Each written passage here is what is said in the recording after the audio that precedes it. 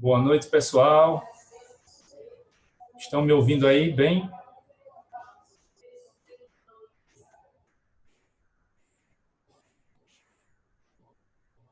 Maravilha.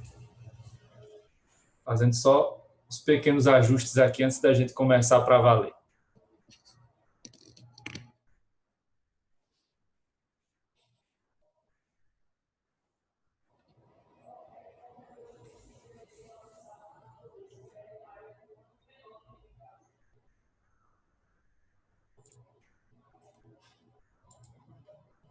Alguém liga aí o microfone, por favor, para a gente ver se eu estou ouvindo vocês também.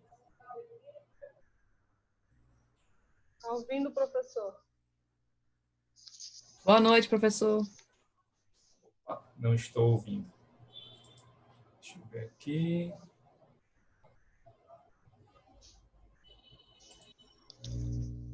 Pode falar agora. Boa noite. Boa noite. Agora. Tudo certo. Os ajustes devidamente feitos. Agora é só aguardar para chegar mais gente para a gente poder começar. Estamos em 7 pessoas agora, né? Comigo 8. Tudo bem? Tudo tranquilo com vocês até agora?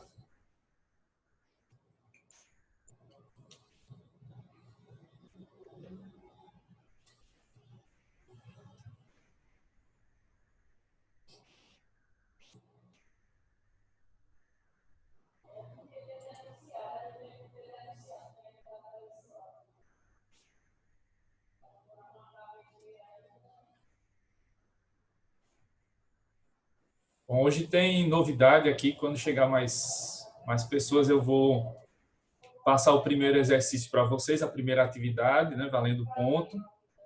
Vou explicar direitinho aqui como é que funciona e vou mandar. Se não der hoje, amanhã de manhã eu já estou mandando lá no sistema o arquivo do exercício, certo? Daqui a pouco eu falo mais sobre essa questão.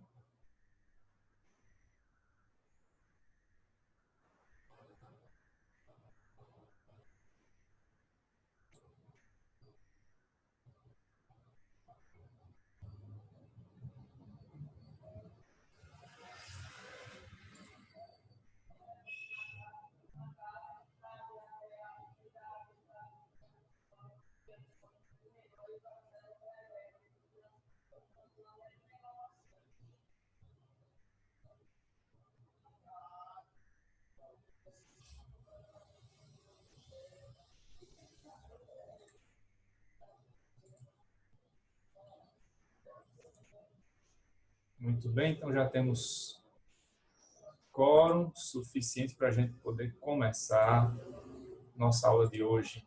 Boa noite, professor. Boa noite, Filadélfia. Tudo bem?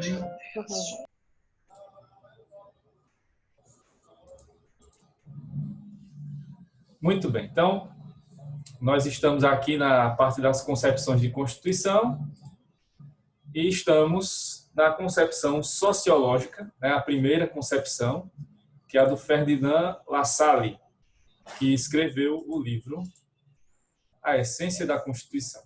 Né? Vou passar aqui mais rapidamente por esse início, né, porque a gente já viu na aula passada o conceito principal, né, que é a questão dos fatores reais do poder.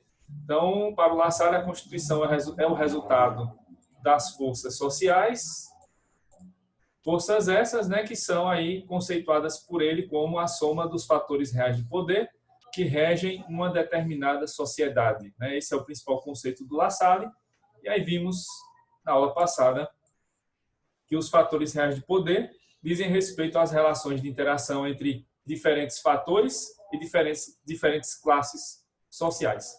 Por fatores, né, sociais, os mais diversos, entram aí os fatos sociais, que são os principais na visão do Lassalle, políticos, econômicos, religiosos, jurídicos, entre outros, né, com a prevalência dos fatos sociais, e as classes sociais, segundo a configuração da época dele, né, já que era ali século XIX, monarquia, aristocracia, grande burguesia, e como eu disse na aula passada, o Lassalle tinha essa visão mais voltada para o movimento trabalhista, né, para um socialismo inicial, né? Não o do Marx, que veio depois, mas um socialismo aí mais primitivo e que depois vai caminhando, né, para o movimento trabalhista, já que ele foi responsável, né, pela fundação ali de um dos primeiros, se não o primeiro sindicato da história ali da Prússia, né, daquela região que hoje corresponde à Alemanha e Polônia.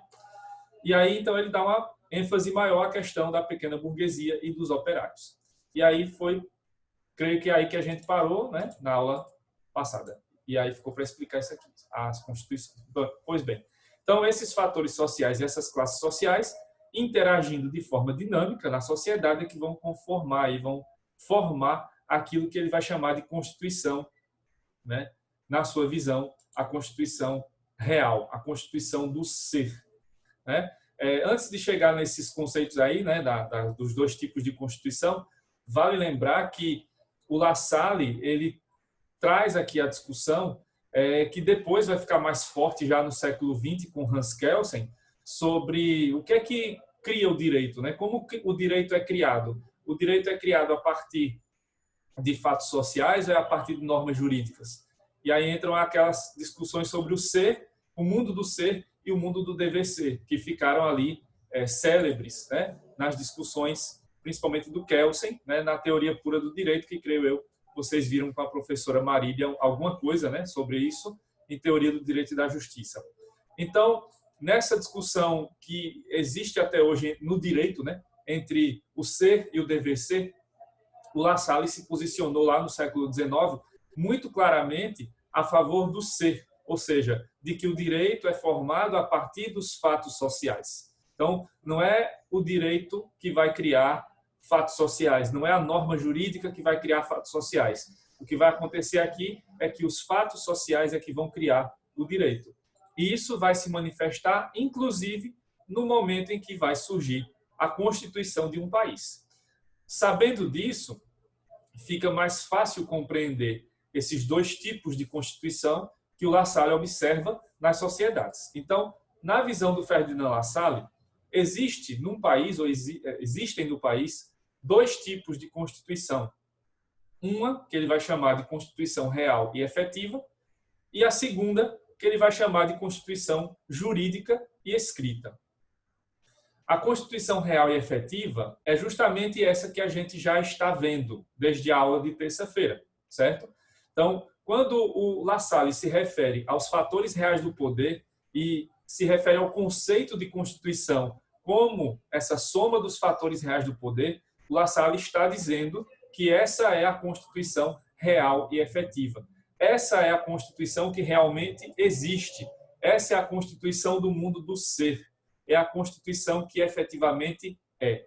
Então, essa Constituição real e efetiva é a verdadeira Constituição na visão do La Salle, certo? Então, a Constituição para o La Salle, que existe de verdade em cada sociedade, é essa primeira. É a Constituição real e efetiva que vai corresponder ao que realmente existe naquela sociedade. Aquela dinâmica existente ali entre os diferentes fatores e as diferentes classes sociais, que vão conformar isso que ele chama de fatores reais do poder. Então, a principal Constituição, né, o principal tipo de Constituição para o La Salle é esse primeiro. É a Constituição real e efetiva, já que corresponde ao conceito de Constituição que o La Salle criou, certo? A segunda espécie é a que ele chama de Constituição jurídica e escrita. O La Salle, ele não vai se referir tanto à Constituição inglesa, que não existe, né, escrita, já que o La Salle morava, né, vivia na Europa continental, né, já que a Prússia era um grande império que existia ali nas regiões que hoje são Alemanha, Polônia, Áustria, por ali, né? Então, ele vivia na Europa continental. E como vocês sabem, a Europa continental é a parte ali do continente europeu que tem o direito escrito, né? Então, a Constituição para o La Salle, a Constituição no texto, deveria ser escrita, né? Então, ele não considera tanto a Constituição costumeira do caso da Inglaterra, por exemplo, certo? Por isso que ele vai colocar que a segunda espécie, o segundo tipo, é a Constituição jurídica e escrita. essa constituição jurídica e escrita, na visão do La Salle, ela deve corresponder exatamente ao que é a Constituição real e efetiva, sob pena de se transformar em mera folha de papel. Então, na visão do La Salle, essa segunda espécie de Constituição, a jurídica, a do direito, né? A Constituição escrita, ela vai ser o texto ali fundamental do país, né? Vai ser o conjunto de normas fundamentais do país, porém, essa Constituição, ela, na verdade, vai ter que corresponder, né, àquilo que realmente existe na sociedade. Então, a Constituição jurídica e escrita, ela vai estar sempre dependente, né, dependendo da Constituição real e efetiva. Então, no texto escrito, tem que estar lá exatamente tudo o que existe lá como dinâmica social que corresponde aos fatores reais do poder. É isso que vai fazer com que, na visão do La Salle, a Constituição escrita, né, ela tenha algum valor, certo? Se essa Constituição escrita não corresponder à realidade, se essa Constituição escrita não corresponder àquilo que são, né, os fatores reais do poder, ou seja, essa relação dinâmica entre os diferentes fatores e as diferentes classes sociais, então, na visão do La Salle, essa Constituição não tem valor, né? É uma Constituição que é, na visão dele, uma mera folha de papel. E o que é uma mera folha de papel? Uma folha de papel qualquer? É uma folha sem valor, né? Uma folha que pode ser rasgada, que não vai fazer a menor diferença. Então, na visão do La Salle, existe uma relação aqui de dependência, né? De hierarquia mesmo, entre esses tipos de Constituição. Então, a Constituição que nós conhecemos, essa do texto escrito, né, como essa aqui, ela precisa corresponder, na visão do La Salle, àquilo que são os fatores reais do poder de uma sociedade. Se esse texto escrito aqui não estiver exatamente igual ao que corresponde aos fatores reais do poder da sociedade, então essa Constituição não tem valor. É uma mera folha de papel. Você pode rasgá-la, que não tem valor nenhum. Claro que, logicamente, eu não vou rasgar a minha Constituição, né? É a partir daí, né, que você tem uma herança hoje, até aqui no Brasil você vê isso de vez em quando. Antes da pandemia, claro, você via isso às vezes lá no Congresso. Quem tinha paciência, né, quem tem paciência de assistir TV Senado, TV Câmara, vai ver lá os debates, né, nas comissões, em que vai se criar uma lei, em que vai se discutir uma emenda constitucional, e aí, muitas vezes, os debates ficam mais, digamos, acalorados, né? E aí, muitas vezes, alguns grupos, né, que estão lá participando do debate e que veem, né, que alguns direitos estão sendo perdidos ou que algumas garantias constitucionais não estão sendo obedecidas, então eles fazem um gesto, né, que não é um gesto simbólico, é um gesto real mesmo, e aí eles chegam ao extremo de rasgar mesmo a Constituição. Então, esse gesto de rasgar a Constituição tem um pouco de herança dessa visão do La Salle, né? Porque se a Constituição não está sendo obedecida, se não corresponde ao que é a sociedade, né, na sua realidade, ela pode ser rasgada, que não vai ter valor nenhum, né, não vai fazer a menor diferença. Então, essa é a visão do La Salle, né, sobre as duas espécies de Constituição. Aí eu trago aqui na sequência uma citação do La Salle, do livro, né, A Essência da Constituição, para a gente entender melhor qual foi o contexto, né, no qual o La Salle disse isso lá nos discursos, né, que ele fazia para os trabalhadores e que depois isso virou o livro. Então, lendo aqui esse trecho, né, que está lá na página 33 do livro dele, vamos ter essas afirmações que eu vou ler agora. Quando podemos dizer que uma Constituição escrita é boa e duradoura? A resposta é clara e parte logicamente de quanto temos exposto. Quando essa Constituição escrita corresponder à Constituição real e tiver suas raízes nos fatores reais do poder que regem o país. Onde a Constituição escrita não corresponder à real, irrompe inevitavelmente um conflito que é impossível evitar e no qual, mais dia menos dia, a Constituição escrita, a folha de papel, sucumbirá necessariamente perante a Constituição real, a das verdadeiras forças vitais do país.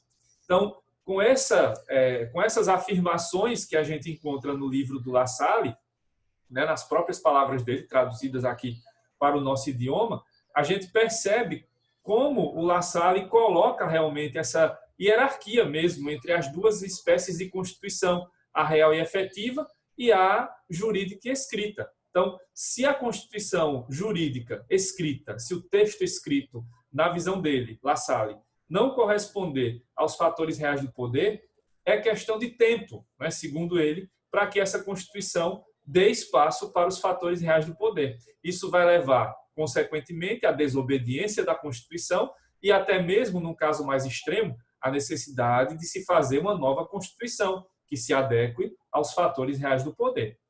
Nesse ponto, então, fica muito claro que o La Salle vai dar muito mais importância aqui às questões de natureza sociológica do que às questões jurídicas, né? Porque o La Salle acaba, né, nos casos mais extremos, aí, até desconsiderando a força que uma Constituição, que uma norma jurídica constitucional pode ter, né? Porque o que vai prevalecer são os fatos sociais, né? São as relações dinâmicas entre as classes sociais de um país, certo? E essa é a principal crítica feita ao La Salle, né? Porque essa teoria do La Salle é a mais antiga, né? E de lá para cá já sofreu muitas críticas e até hoje sofre muitas críticas. E a principal crítica feita à concepção do La Salle, que acabamos de ver, é essa, o caráter reducionista da teoria do La Salle. Reducionista que vem de redução, porque o La Salle acabou aí reduzindo toda uma análise complexa e ampla, né, do que é a Constituição a um dos seus elementos, né, que é o que a gente vai ver agora. Então, em virtude do apego excessivo às origens fáticas da Constituição, a questão sociológica, desconsiderando a complexidade relacionada aos diversos aspectos que fundamentam a existência de uma Constituição.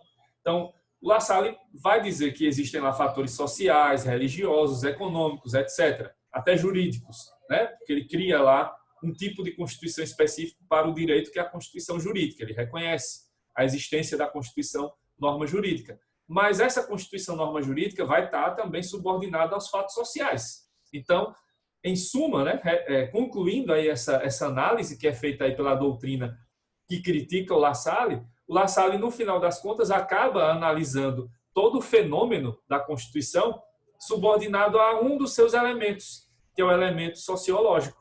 E aí ele acaba esquecendo dos elementos políticos, dos elementos jurídicos também, dos elementos culturais, que vão fazer com que cada sociedade tenha uma Constituição diferente e que muitas vezes a Constituição vai continuar existindo, sendo válida, produzindo efeitos, mesmo quando ela não corresponde exatamente ao que é a sociedade, né? Então, essa dependência total da Constituição, texto jurídico escrito, aos fatos sociais, não procede, né? Há uma dependência, claro, né? Uma Constituição não pode ser totalmente alheia aos fatos sociais, mas não quer dizer que se ela, né, deixar de corresponder a uma ou outra relação dinâmica da sociedade, que ela vai deixar de ser aplicada, né? Então, essa crítica acaba sendo uma crítica feita pela maioria da doutrina, a visão do La Salle, né, de que essa teoria dele acaba reduzindo a análise da Constituição a apenas um de seus fatores. Mas vejam, lembrem-se, né? Na terça-feira, né, quando eu comecei a falar do La Salle, vocês lembram que eu disse, olha, não desconsidere nenhum dos autores que eu vou mencionar. Então, não joga aí as anotações do La Salle no lixo, né? Não vá deixar de ler o La Salle, tem que ler o La Salle também, né? O que ele defende aqui que eu falei. Mas, né, isso vai servir lá na frente para a gente poder entender a concepção que funciona hoje, né? A concepção que é utilizada nos dias de hoje, né? Porque é assim que se faz ciência, a gente vai desconsiderando aquilo que já é ultrapassado e vai mantendo aquilo que pode continuar sendo aproveitado. E tem aspectos da teoria do La Salle que vão ser aproveitados até hoje, certo? Mas esse apego excessivo aos fatos sociais não procedem, né? Esse apego não procede, perdão, porque há outros fatores que vão também aqui influenciar a criação de uma Constituição. Os fatos sociais são um deles, né? As classes sociais são outro ou outros, né? Mas não são os únicos, certo? Existem outros fatos relevantes que vão ser considerados aqui no momento de criação de uma Constituição e para que essa Constituição possa ter valor normativo, né? e também social dentro de um país, certo? Então, essas são aí, de maneira resumida, né? Essas são as principais ideias que estão aí, né, desenvolvidas pelo Lassalle, que foram desenvolvidas pelo Lassalle, naquilo que chamamos de concepção sociológica da Constituição. Essa concepção ela foi ali muito popular, né, no século XIX e até os primeiros anos do século XX. Depois ela vai abrir espaço aí para outras concepções que a gente vai ver na sequência. Certo, gente? Até agora, alguma dúvida? Deu para compreender direitinho aí a ideia ou as ideias do Lassalle? Tranquilo, professor. Tá seguindo direitinho aqui. Beleza. Tranquilo, professor. Ok. Beleza. Tranquilo, professor. Tá certo.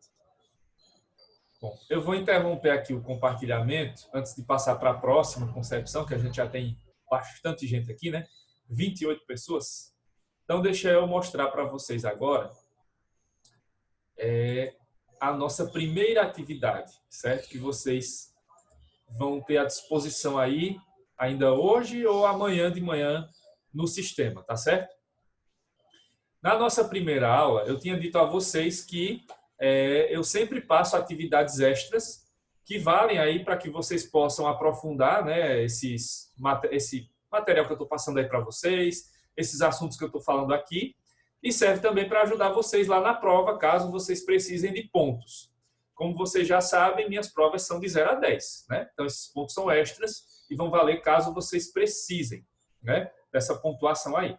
Então, esses exercícios têm essa finalidade, certo?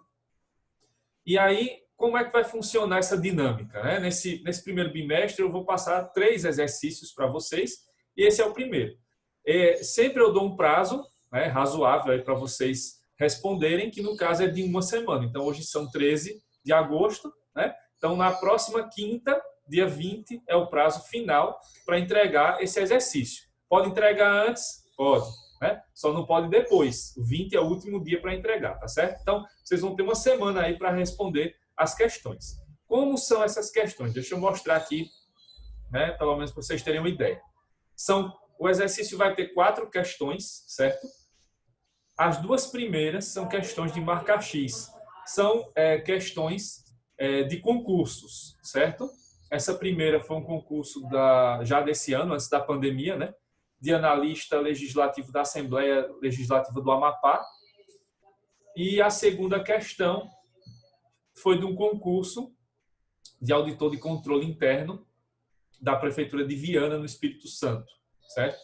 O que é que vocês vão fazer aqui nessas 2 primeiras questões? Vocês vão analisar o enunciado, as alternativas e vão apresentar aí, né? Vão apontar qual é a alternativa correta.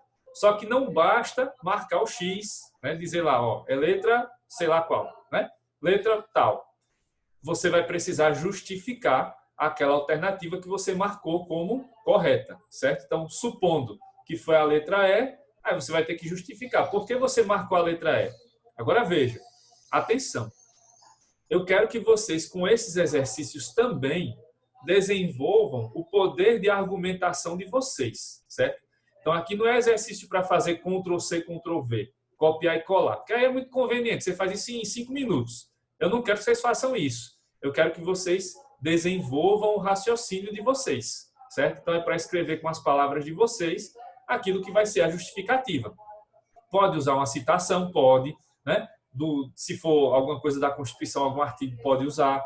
Se for alguma citação de algum autor, pode usar. Mas eu não quero que a resposta seja só isso. Tipo, essa resposta é assim porque fulano disse que é. Não, eu quero que vocês argumentem, certo? Para isso, claro, não precisa escrever um livro de direito constitucional, né? 3, 4, 5 linhas, uma resposta já está razoável, escrevendo aí com as palavras de vocês. Então, a justificativa da resposta, né, correta, ela vale para a primeira questão e para a segunda, que são as 2 questões de marca X, certo? E na segunda vocês vão ter que ver até 3 assertivas para ver se tem mais de uma correta, né? Inclusive. Já a terceira e a quarta questão são para que vocês expliquem. E aí está dizendo, né? Na terceira e na quarta, explique com base na doutrina e com as suas palavras, né? Na terceira, vocês vão falar sobre a natureza jurídica do direito constitucional e se o direito constitucional pode ser ainda chamado dos ramos do direito público.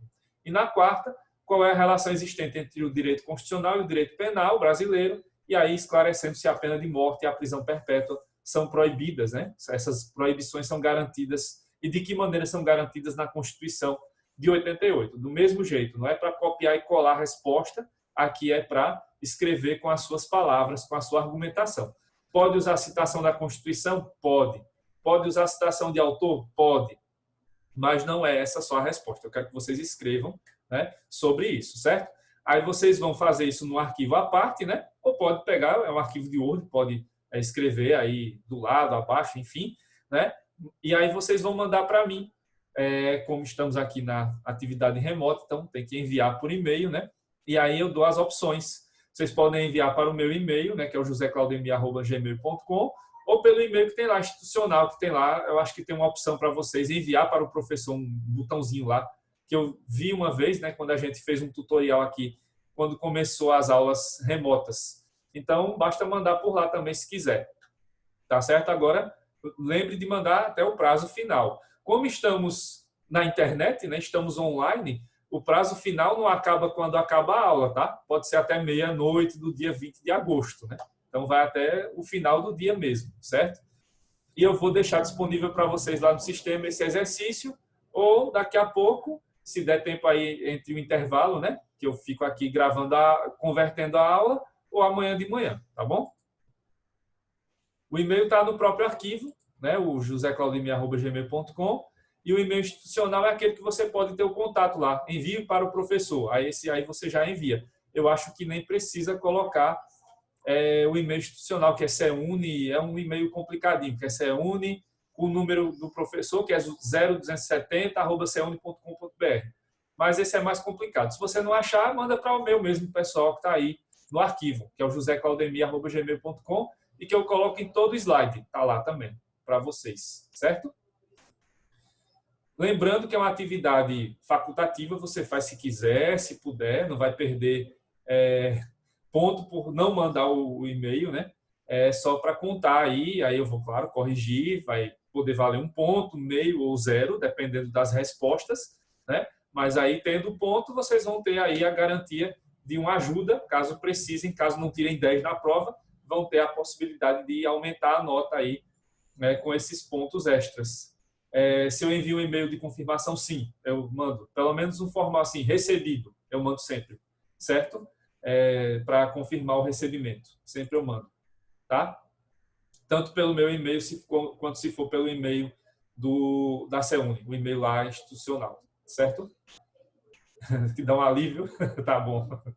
Eu mando sempre, sempre eu vou mandando as confirmações. E a monitora está presente aqui, Kerine, eu vou mandar também o arquivo para ela dar uma olhada, então ela pode ajudar vocês, claro que ela não vai dar as respostas, ela não é né, a dona de cursinho, vamos dizer, né? Então, não é para isso que ela está aqui, não é a função dela. Ela vai ajudar vocês a encontrar o caminho para as respostas, pode sim ajudar, mas não vai dar a resposta, lógico. Né? O trabalho sobre a questão, posso explicar sim. Isso, exatamente, exatamente. Né? Não quer dizer que você vai perguntar a Kerine no dia 20, Kerine, passa a resposta aí. Não, não é assim, né? Assim não dá, né? Sejamos justos e honestos conosco mesmos, né? E com o professor que está aqui também, né? E com a Kerine, que é a monitora de vocês, que está aqui sempre à disposição. Claro, dentro do limite de tempo aí que ela tem disponível, né? É isso, né, Leandro? Pois bem. Ficou aí alguma dúvida, gente, ou mais alguma dúvida sobre o exercício? Deu para entender direitinho?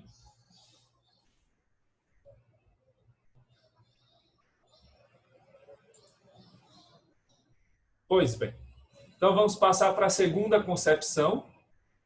Agora é a concepção política, certo? De Constituição. Essa concepção já é do século XX, certo? Ali, começando pelas décadas de 20, 30, seguindo em frente, né? E o principal representante dessa segunda concepção foi este autor que está aí a foto dele, o Carl Schmitt, que era alemão, certo? O Carl Schmitt que viveu aí entre 1888 e 1985. A expectativa de vida já era maior, né? Então ele viveu aí quase 100 anos, né? E o Schmitt tem uma história bastante controversa que eu vou falar na sequência aí, né? Sobre a vida dele, a obra. Bom, Carl Schmitt teve diversas obras ao longo da vida, né? Diversos livros que foram escritos. Mas o principal aqui que nos interessa para esse assunto é esse aí, o Teoria da Constituição, que, curiosamente, não tem tradução para o português até hoje, né? A tradução mais próxima que a gente acha é essa do espanhol, que está aí, o Teoria da Constitución, né? É o livro que tem uma tradução aí de um idioma mais próximo do português. Tem lá o original alemão, francês, inglês e tal, e espanhol, né? Então, esse é o livro principal do Schmitt, certo? No caso aqui para a gente, né? Para o direito constitucional. Esse livro fundamentou aí o direito constitucional por muito tempo, né? Até hoje a gente usa muitas ideias do Schmitt, né? Que é um dos autores mais importantes aí para a história do direito constitucional do século XX, certo? Do ponto de vista doutrinário, do ponto de vista da ciência do direito, né? O Carl Schmitt foi um grande cientista do direito, um grande estudioso do direito, né?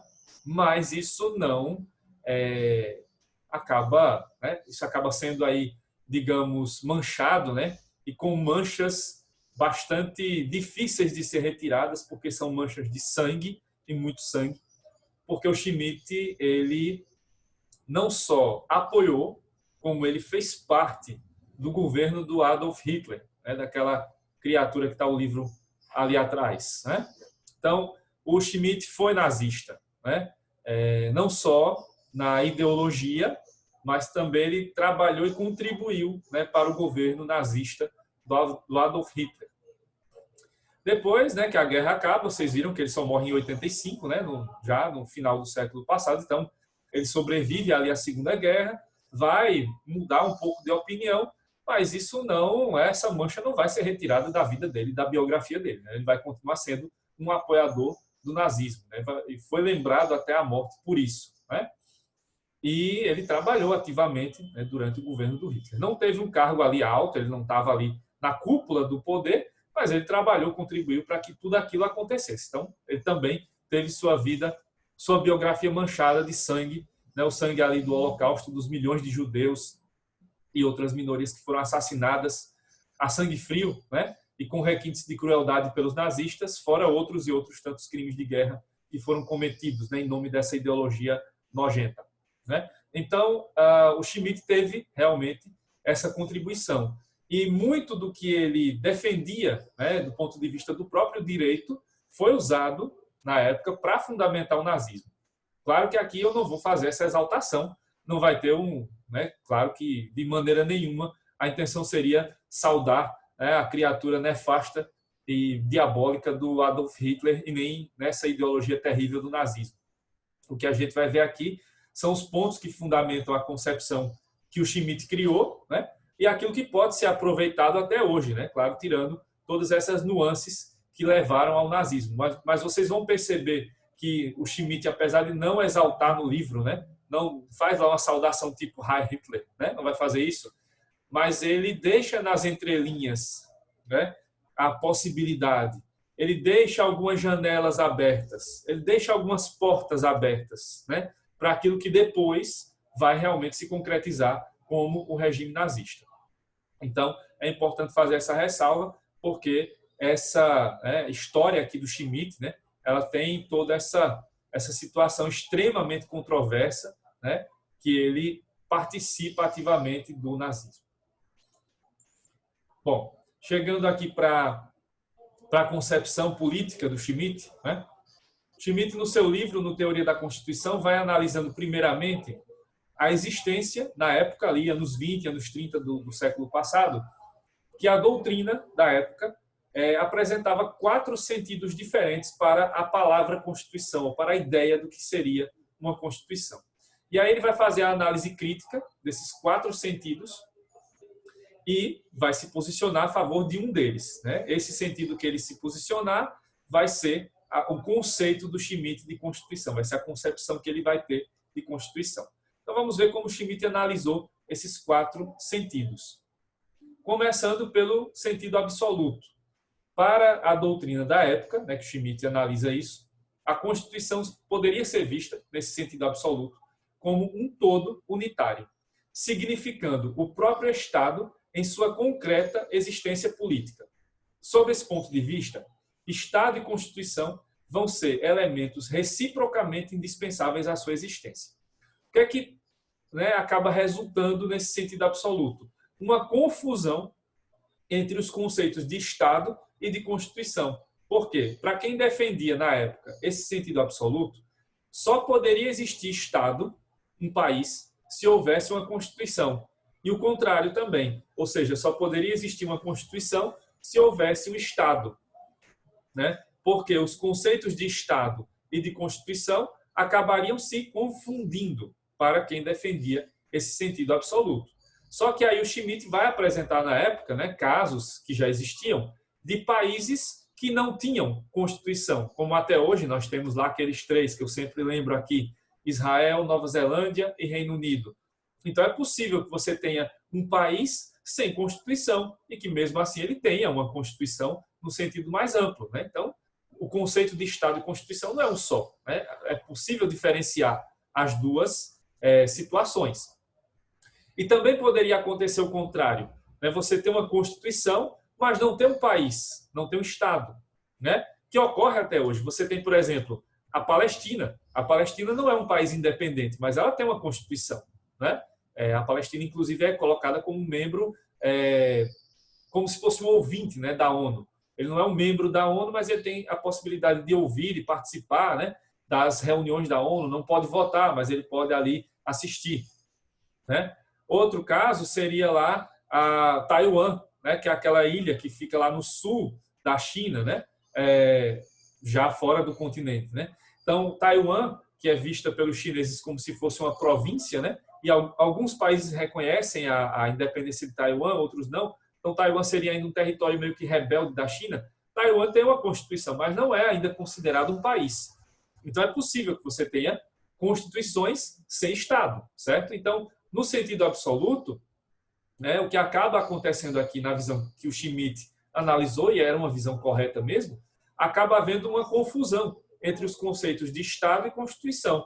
E, sob esse ponto de vista, acaba que, nessa situação aí do sentido absoluto, só poderia existir Estado se houvesse Constituição e só poderia haver Constituição se houvesse Estado. Isso não é verdade, né? Porque a história mais antiga, da época do Schmitt, e a recente, a que vivemos hoje, ela comprova que podem existir Estados sem Constituição e até mesmo constituições, né, de territórios que não são Estados, né, não são países, certo? Então, nesse sentido absoluto, o Schmitt apresenta, né, a situação, mas ele critica, então ele não se posiciona a favor desse sentido, certo? Bom, falta menos de 1 minuto aqui, então vou interromper para fazer aquela conversão da aula, tá? Daqui a pouco eu volto, me esperem aí, até já.